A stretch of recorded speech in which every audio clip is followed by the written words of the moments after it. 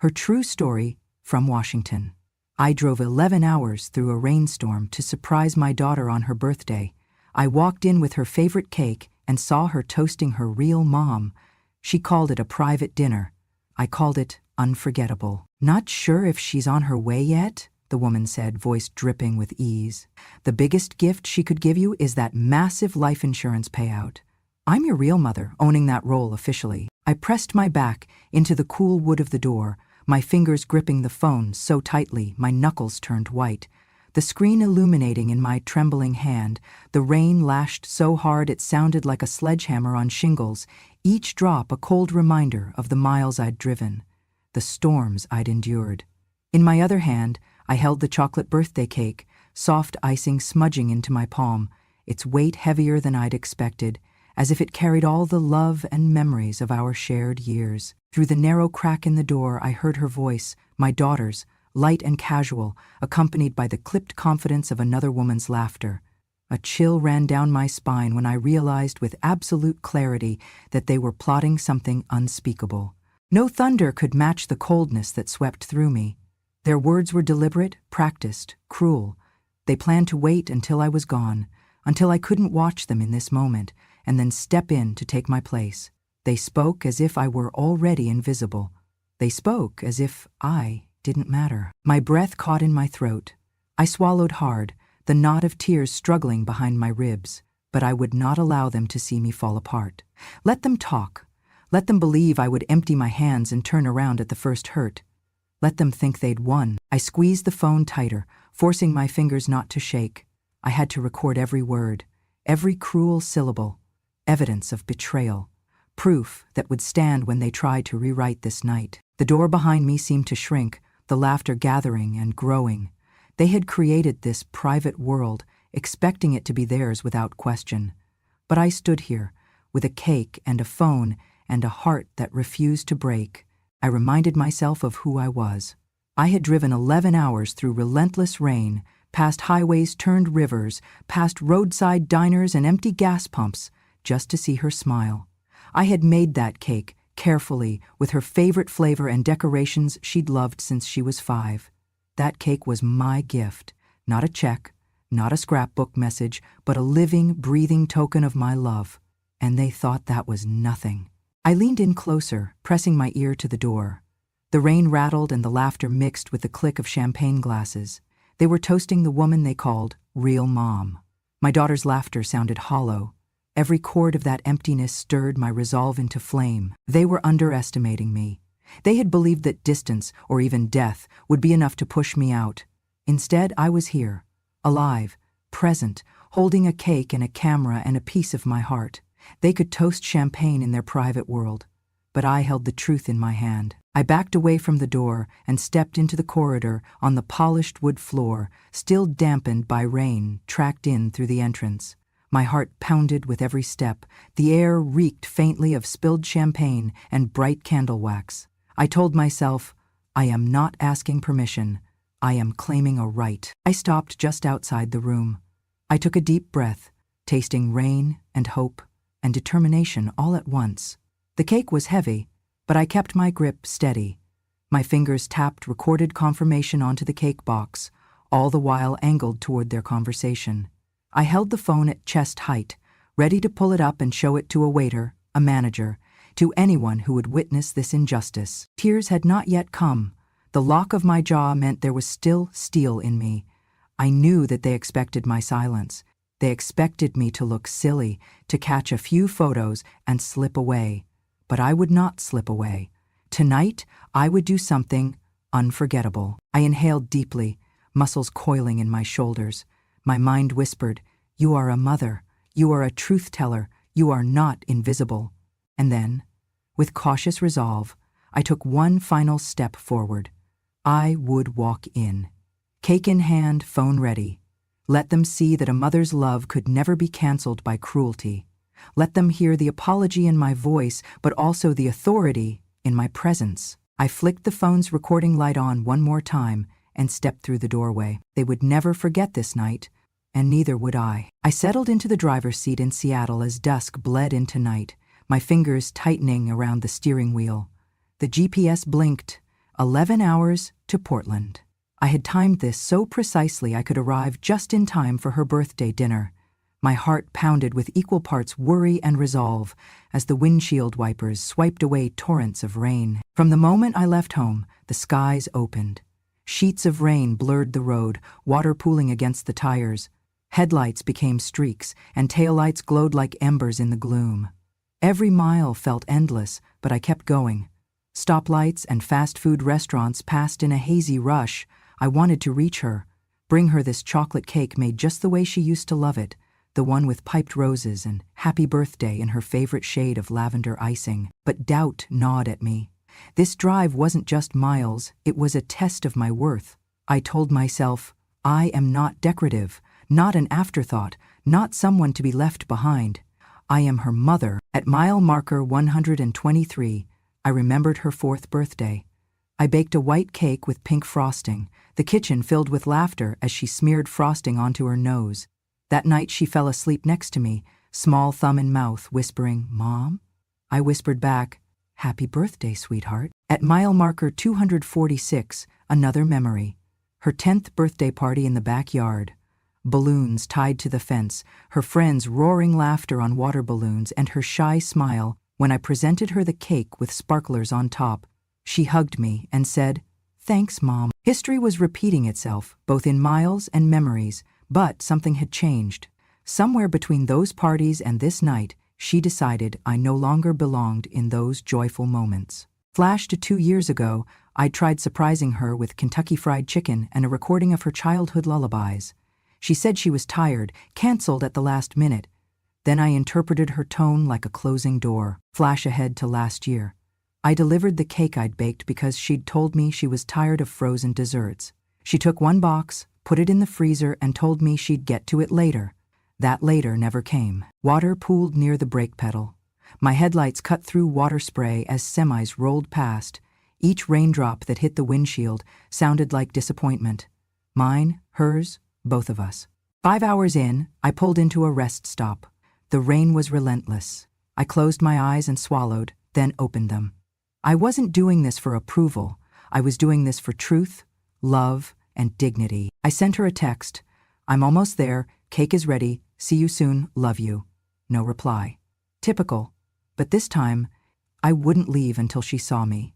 I needed her to see me. Another hour pushed on, the storm's fury magnified. Lightning lit up the road in stark flashes. Once a bolt struck too close, illuminating semis frozen before me. My grip tightened, but I pressed on. All I felt was that I had to reach her, or I might turn around. The drive was both crucible and renewal. Near the border, the rain transitioned to sleet. Ice glazed the windshield. I slowed down. Visibility dropped. One of my tires skated across a slick patch. My heart thudded. I steadied the wheel. Every mile felt like a trial. I had to survive to claim my place. Finally, the lights of Portland appeared, glowing soft through ice-streaked glass. My GPS said, "Destination ahead." I pressed through one final overpass, rain thinning as I turned into the hotel driveway. Cars passed too close, fenders glinting. I took a cleansing breath. I stepped out into sleet, coat pulled tight. Ice clung to my hair. I carried the cake box, phone tucked inside my coat. I squinted at the hotel entrance lights, shimmering through rain. My footsteps echoed against the marble floor as I crossed the lobby. Head turned, I saw the restaurant's door. Inside, candles shone on tables. Laughs rang like bells. I stopped, heart racing. There was her table.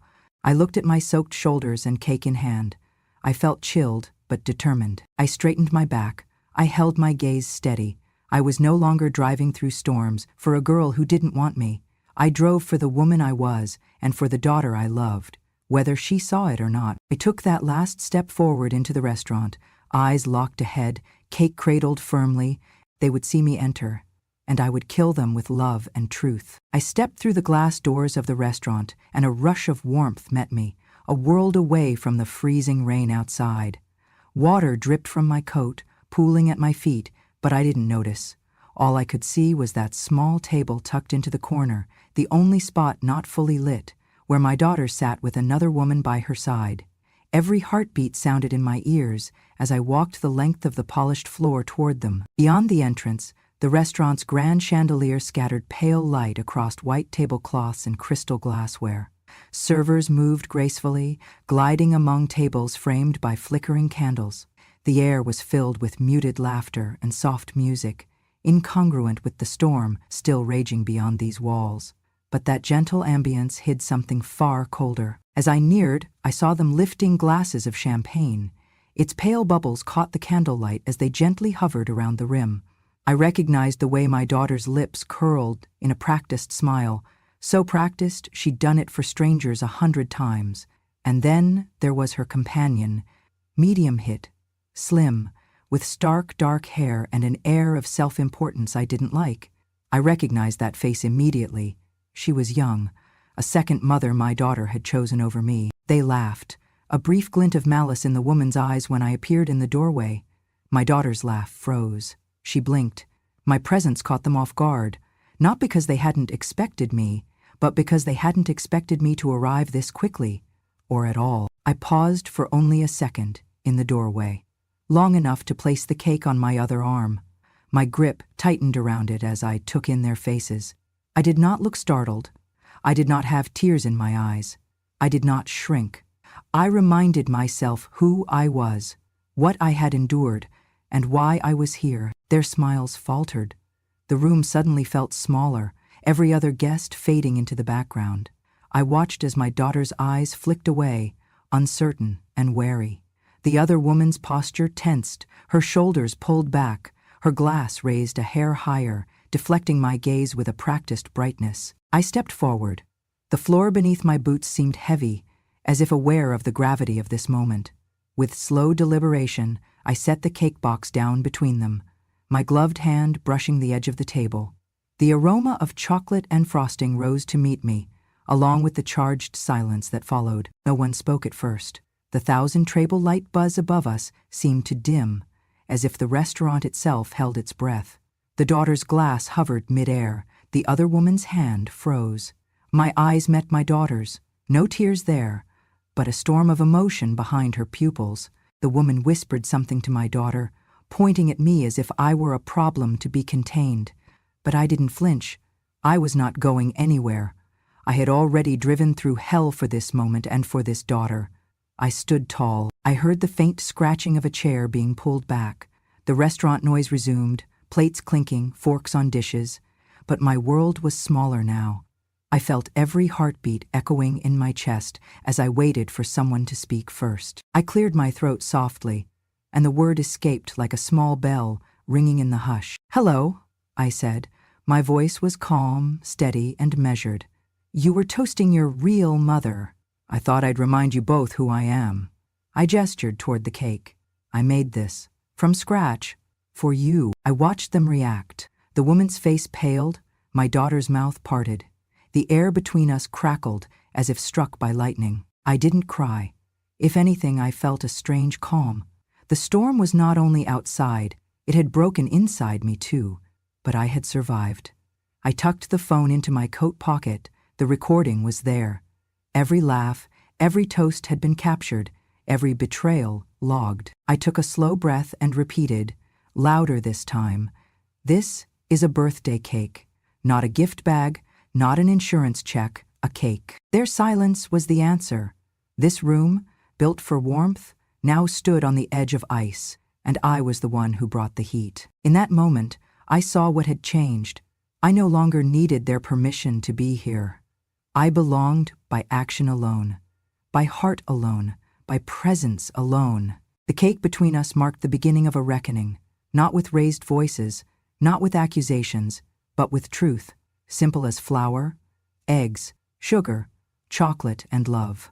One breath, one decision, one entrance, and the night would never be the same. I had arrived. The restaurant's soft clinking and low hum seemed to dim the moment I pressed play. The video still glowed in my hand, just enough light to cast faint reflections on their faces. My daughter's grip around the champagne glass loosened. The woman next to her stiffened like a statue suddenly struck. On the video, their voices cut through the hum. The camera wavered. Mine was shaking in my wrist, but I kept it trained on them. every moment a weapon in silence. "So after she finishes the cake and dashes out, she'll think it was a heart attack," the woman said, her tone clinical, like discussing the weather. "Brake lines already loosened.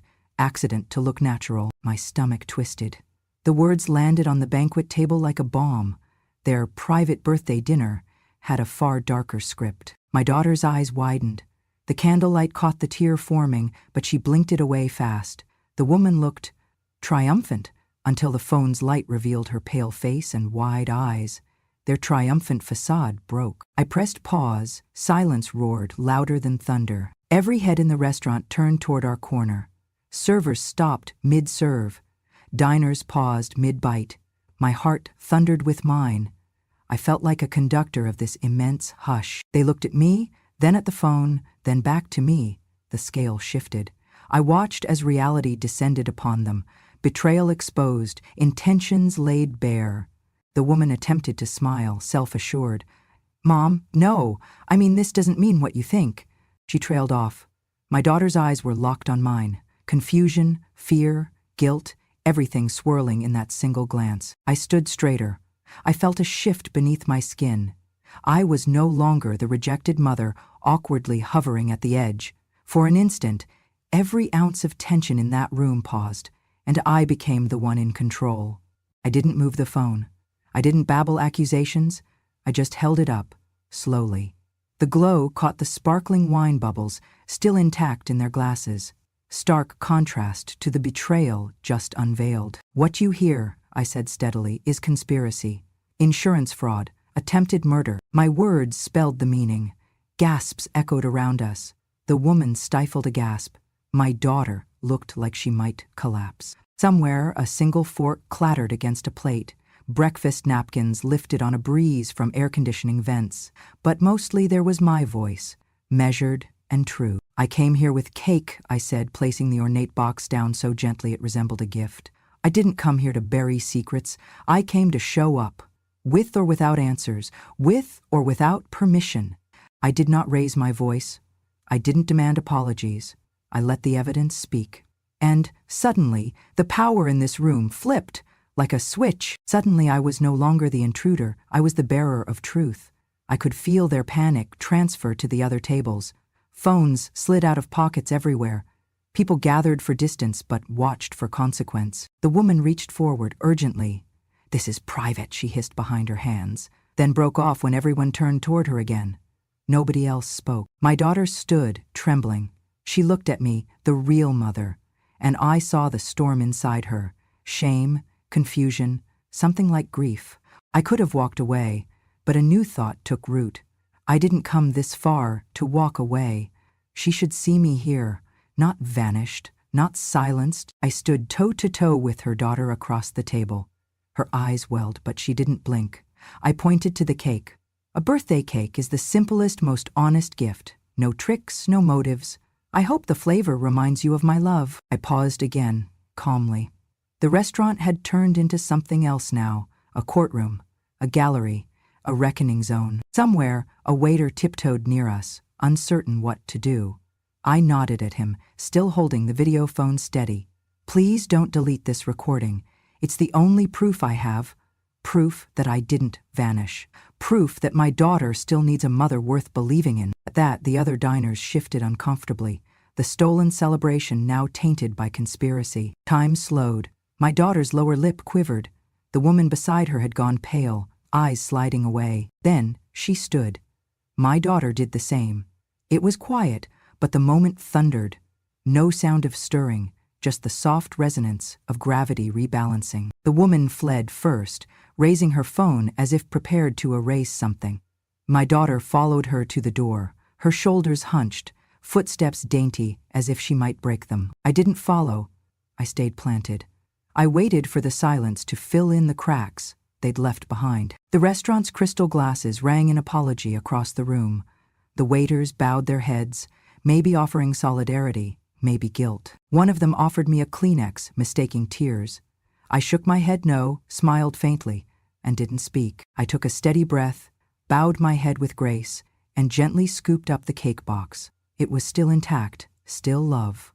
As I stepped forward, path cleared. The silence hung like a curtain behind me, charged but no longer menacing. I had revealed their betrayal. I had changed the space from secret celebration to public revelation.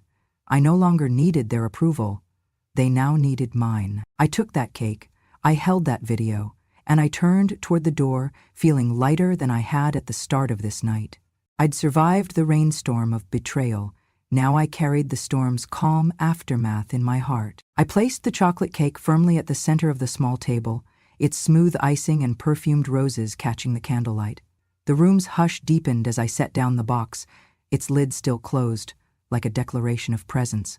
I lifted my eyes, meeting mine across the table with steady composure. My voice was calm, yet carried the weight of every mile, every insult, every stolen memory. I didn't come here tonight to claim any role, because I already have one, I said, gently unclasping the cake lid. The camera in my pocket was recording silently. I didn't come seeking a replacement spot or looking for validation. I came because I am your mother. A subtle tremor passed through the room. My daughter's glass hovered before it shattered her illusion of control. Her so-called real mom stiffened, her lips parting as if to speak, but the room was not hers anymore. I reached behind me and stood. The candle above me flickered, and suddenly I appeared larger than I had felt all night. The cake, the gift, the gesture, was more than pastry and icing. It was love remade into defiance. I raised my champagne glass carefully. "Happy birthday, sweetheart," I said, voice soft but unwavering. I paused, letting the weight of my words sink in. "Here's to you, always the reason I'm here. Not out of obligation, but because I love you. And that will never change, even when doors close." Then I sipped. The champagne was crisp, and I tasted triumph with its bubbles. The guests around us watched, some murmuring support. Candles glowed anew. Even the woman beside my daughter drew in a shaky breath. My daughter's eyes glistened as recognition repelled through her confusion. She looked at me, not the woman who'd been standing in her childhood photos, but the mother who'd driven through storms and betrayal to stand in front of her tonight. The other woman cleared her throat. "That's heartfelt," she said, her voice betraying nerves. "Really heartfelt." I chose not to respond. My heart softened, but I held my ground. I was not seeking an apology, though it would have been welcomed.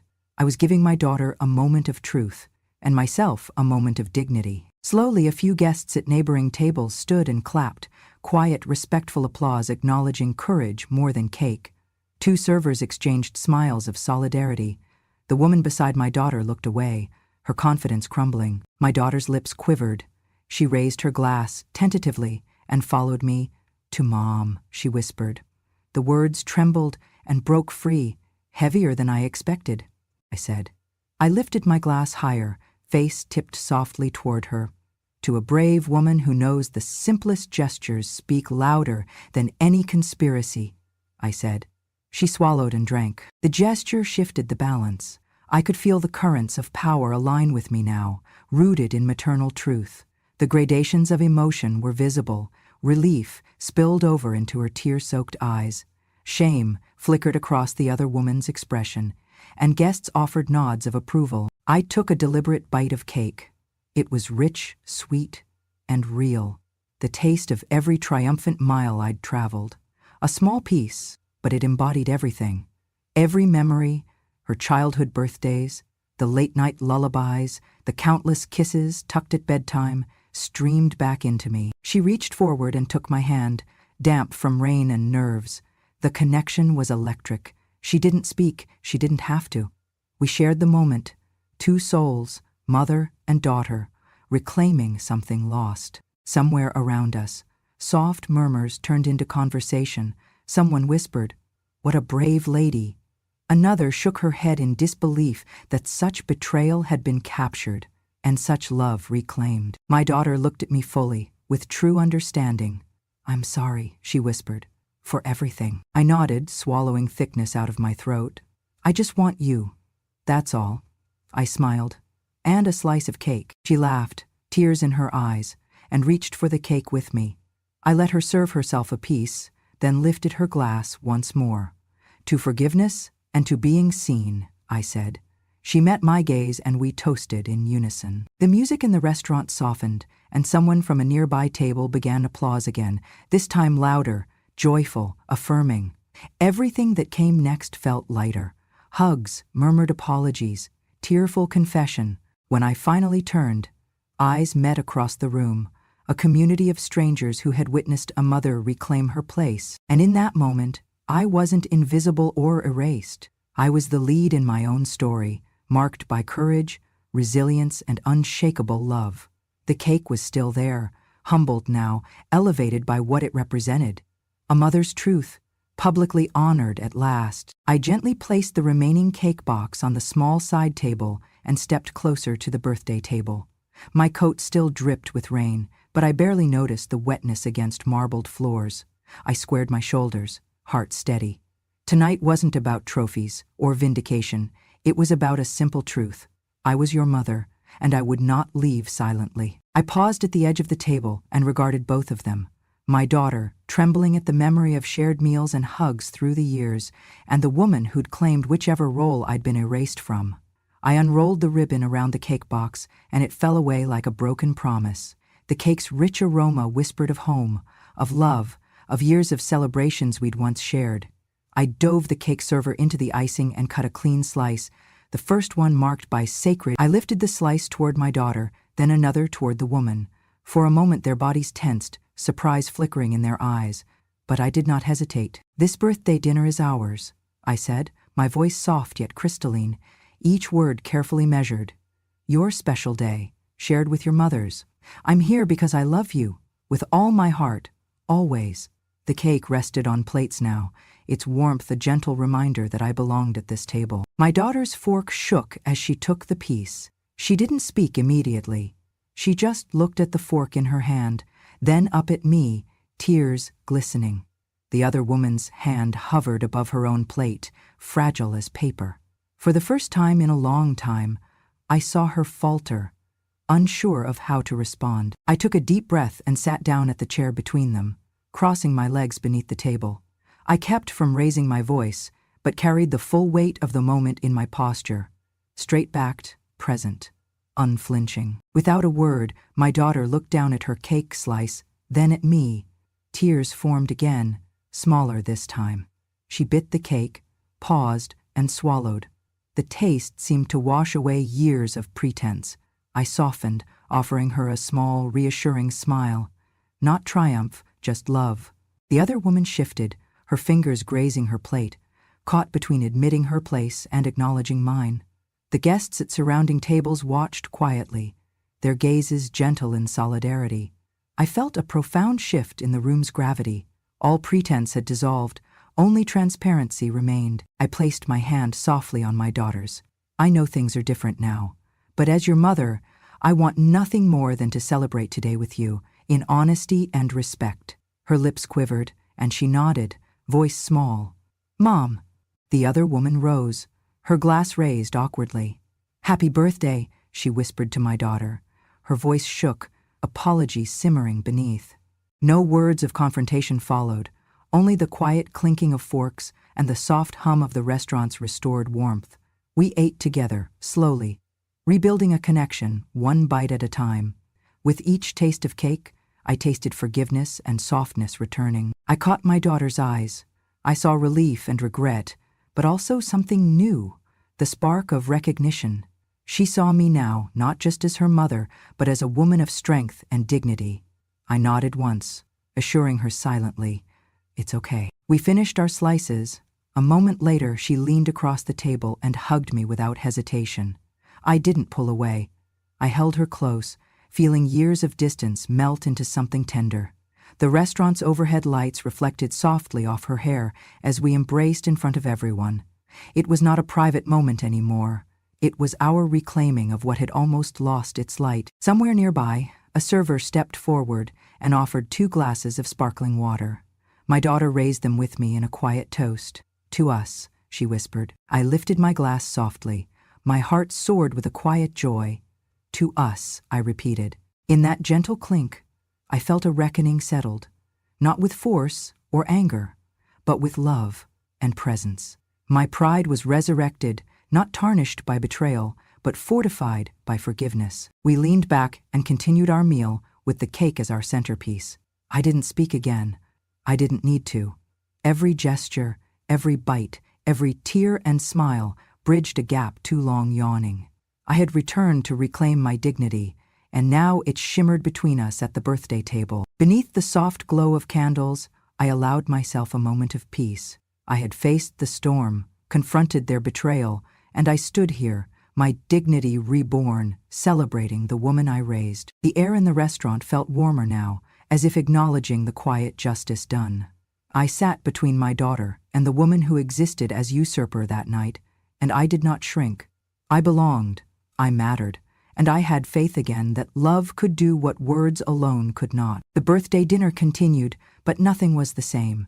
I had delivered my truth, reclaimed my place, but more importantly, I had reminded myself, and surely reminded her, that a mother's love never leaves the table. I felt the warmth before I heard the applause, a ripple rolling through the restaurant as I sat down beside my daughter. A few plates clattered as hands stopped mid-reach. Then soft, respectful claps began. One table of senior patrons nodded in support. A couple at a nearby table shared a meaningful glance. Even the servers paused, their eyes reflecting a quiet solidarity. I placed my fork down and allowed their acknowledgement to wash over me. I wasn't invisible anymore. I leaned closer to my daughter and whispered, "You're still my daughter, always." Her eyes glistened as she nodded, lips trembling. I squeezed her hand, and she gave a small, grateful smile. The cake's fragrance swirled through us, a testament to all our shared birthdays, past, present, and hopefully future. The other woman, the one who had toasted me just as a threat, stood abruptly. Her chair scraped against the floor. She looked around, saw the crowd's support, and then slipped quietly from the table. She didn't make eye contact with me or my daughter as she left. Her presence evaporated like smoke. The birthday dinner had shed its final hostage. The restaurant's spotlight shifted back to us. The servers circled the table bearing a small candlelit cake topper that read, "Happy Birthday." My daughter inhaled sharply and nodded. We leaned in together, hands steady and intertwined. Time slowed as she closed her eyes and made a wish. I watched her, tears wet at the corners of my eyes. When we blew across the candlelight, the soft glow flickered, a symbol of a fragile but hopeful mending. I carved a small piece of cake for each of us, my daughter, and for me, a slice of resilience. As I placed our plates before us, another gentle round of applause drifted through the room. I met my daughter's gaze and whispered once more, "I'm here now." She smiled, real and unguarded. All around, life in the dining room resumed, laughter, joy, soft music blending into a backdrop of renewal. But in our corner, an irrevocable shift had occurred. Words had been spoken, truth had been revealed, and sitting side by side, cake shared between us, I realized we had crossed a boundary we'd never cross back. In that quiet moment, surrounded by gentle clapping and understanding eyes, I understood. Tonight, we had reclaimed more than a birthday.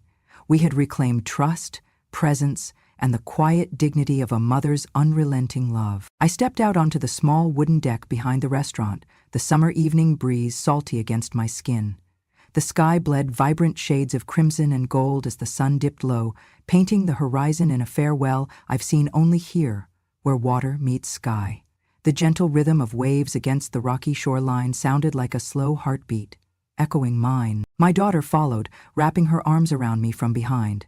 I turned to see her head resting lightly on my shoulder, and I squeezed her hand. She didn't speak, words weren't needed. The hum of the restaurant carried through the sliding doors behind us, but out here, the evening held only peace. I had entered tonight under the weight of betrayal, drenched, holding cake in one hand and truth in the other. I had been poised under the storm's assault, my heart heavy with their dismissal, my grip doubled down on faith. I had endured laughter at my expense, felt the sting of being replaced, and stood witness to their plotting under the thin veil of celebration. But I drove through wind and rain to reclaim what a few words couldn't erase. I stood under noise and candlelight to affirm that I am still here, not as a prop or a memory, but as a living, breathing mother. I walked through that door to honor every birthday we had shared, and every silent promise I made in the nights I stayed up worrying over her, holding her through growing pains and heartbreaks. On that deck, as dusk settled into twilight, we watched the horizon together, and it felt like the afterglow of something sacred. She tucked a stray hair behind my ear, softly, as though steadying the years we'd lost. I closed my eyes and took a steadying breath, tasting renewal in the salt air. She did the same. The day had been more than a bouilloire, an unexpected show of defiance, but also of grace. I had placed cake on that table, not out of ego, but out of love, an offering that sliced through pretense and revealed the heart beneath. I had whispered that simple truth, "I am your mother," and let the cake speak the rest. She found me after, waves in her voice. "Thank you." I nodded. "Always," I said, and she squeezed my hand again. We faced the ocean, the day's battles washed behind us, the promise of a new morning before us. We had reclaimed the room, we had reclaimed each other, we had shown anyone watching that no power, no betrayal, no lie can dim the bond between mother and child, when it is rooted in honesty, sacrifice, and enduring love. The sun slipped beneath the waves, and stars began to pierce the sky. My daughter and I stood shoulder to shoulder, watching the first ones appear, bright as small beacons against indifferent darkness. I took her hand and said softly, "No matter what storms come, we walk toward the light together." She nodded, eyes reflecting that distant shimmer. And in that moment, I realized, though the night had tested us, it had also broken the silence and reclaimed our place together at the table of honor. I had entered seeking permission. I left knowing that no permission was necessary. I turned to her and whispered my parting lesson. Even when we are cast aside, we still have the power to step into our own light. She smiled, and I knew we both understood. The horizon didn't just mark sunset, it marked renewal. And I realized I had walked into the light of my own worth, with my daughter by my side, and finally, that was enough. If this story resonated with something buried deep inside you, if you've ever felt invisible in the very rooms you helped build, or been pushed aside by those you once carried, then remember this: dignity does not fade with age, and love, real love, stands its ground even in the face of betrayal. I didn't raise my voice. I raised the truth, and I stood still long enough for it to echo. If you believe in the strength of women who do not shout but remember, if you believe every mother deserves to be seen and not just served, then you're already part of this porch we're building together. Subscribe to Grandma True Stories, because some stories are not fiction. They're confessions from the quietest woman in the room. And she's finally ready to speak.